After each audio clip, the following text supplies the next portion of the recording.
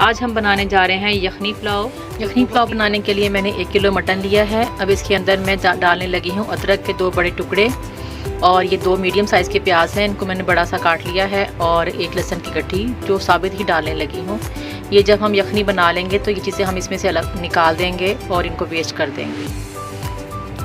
اب اس کے اندر میں ڈال رہی ہوں 1 ٹی اسپون کالی مرچ، 3 بادیان کے پھول، 3 بڑی الائچی ڈال رہی ہوں، اور 2 دار چینی کے بڑے ٹکڑے ڈال رہی ہوں۔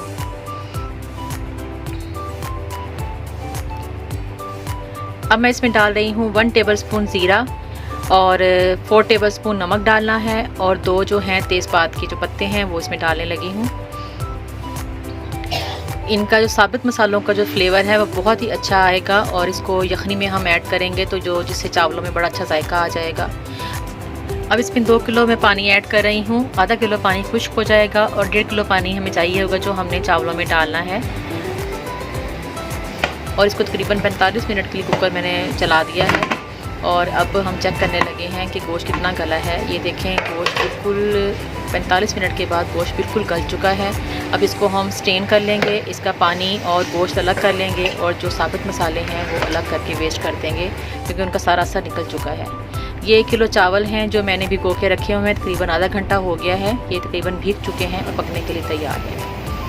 اب ہم ایک پتیلا لیں گے، اس کے اندر تقریباً 1 کپ یہ میں نے آئل لیا ہے۔ اب میں آئل ڈالنے لگی ہوں، اس کو ہلکا سا گرم کرنا ہے، اور یہ 2 بڑی پیاز ہیں جو میں نے کاٹی ہیں، ان کو میں فرائی کروں گی۔ پیاز کو ہم نے بہت زیادہ براؤن نہیں کرنا، ان کو بس گولڈن کلر دینا ہے، جس سے تھوڑا سا یہ ان کا کلر نکل آئے، کیونکہ ہمیں یخنی پلاؤ بنانا ہے۔ یخنی پلاؤ ذرا لائٹ کلر میں ہوتا ہے۔ پیاز میرے گولڈن براؤن ہو چکے ہیں، اب ان کو میں تقریباً ہاف پیاز اس میں سے نکال لوں گی جو ہم اینڈ میں ڈالیں گے، باقی پیازوں کا ہم مسالہ تیار کر لیں گے۔ اب اس کے اندر میں 3 بڑے ٹماٹر اور 7 سبز مرچیں ڈال رہی ہوں، اور ان کو اچھی طریقے سے میں نے بھوننا ہے تاکہ جو ٹماٹر ہیں وہ نرم ہو جائیں، اور نرم ہو چکے ہیں۔ اب اس کے اندر میں ڈالنے لگی ہوں دھنیا پاؤڈر 2 ٹیبل اسپون، نمک 4 ٹیبل اسپون، زیرہ 1 ٹیبل اسپون، اور گرم مسالہ 1 ٹی اسپون ڈال رہی ہوں۔ اب اس کو تھوڑا سا میں بھون لوں گی۔ اکثر لوگ اس میں ثابت گرم مسالہ ایڈ کرتے ہیں، اگر آپ لوگ چاہیں تو ثابت گرم مسالہ بھی ایڈ کر سکتے ہیں۔ میں کیونکہ نہیں ڈالتی، گرم پسا ہوا ڈالتی ہوں، تو اس لیے پسا ہوا ڈال رہی ہوں۔ اب میں اس کے اندر میں آدھا کپ دہی مکس کر رہی ہوں، دہی ڈال کے اس کو میں اچھی طرح بھون لوں گی۔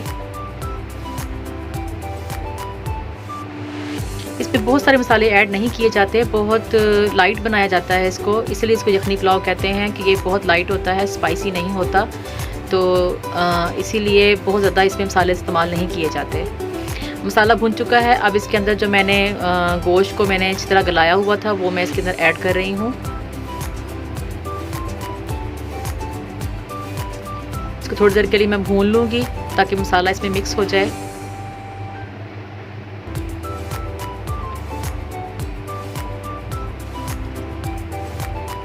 بہت زیادہ اس کو نہیں پکانا کیونکہ ہمارا گوشت گلا ہوا ہے۔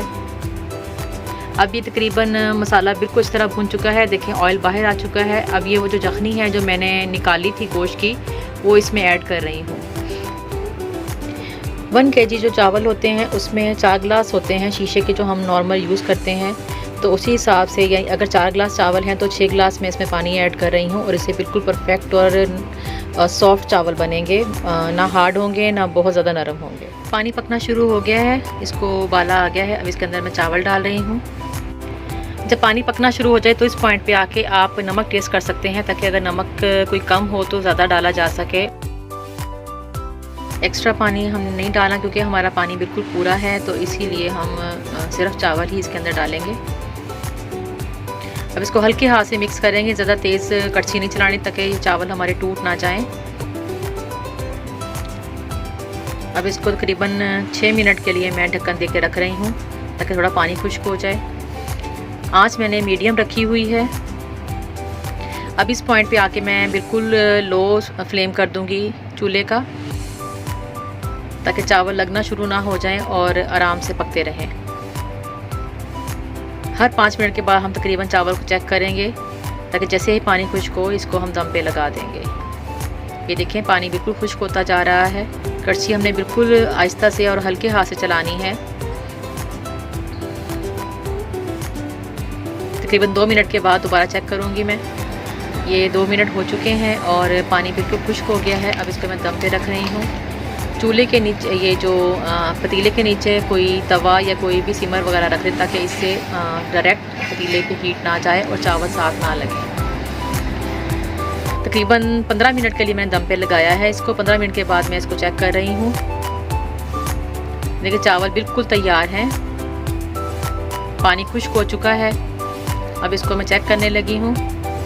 ये देखिए माशाल्लाह अल्हम्दुलिल्लाह बेहतरीन चावल तैयार है। बहुत ही ज़्यादा सॉफ्ट और ना ही ये चिपके हुए हैं और ना ही बहुत ज़्यादा हार्ड बने हैं।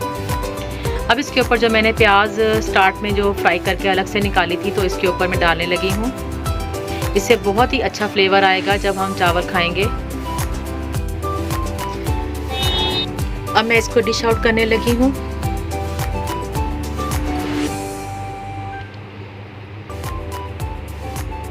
आप लोग भी इसको ईद के मौके पर और जब भी किसी मेहमान आए तो उनके लिए ज़रूर तैयार कीजिएगा। ये आप लोगों को बहुत पसंद आएगा। इसको अपने घर में ज़रूर शेयर कीजिएगा। मेरी वीडियो अगर आपको अच्छी लगी तो इसको सब्सक्राइब ज़रूर कीजिएगा, लाइक और शेयर भी कीजिएगा। आप लोगों का बहुत बहुत शुक्रिया। अल्लाह हाफिज़।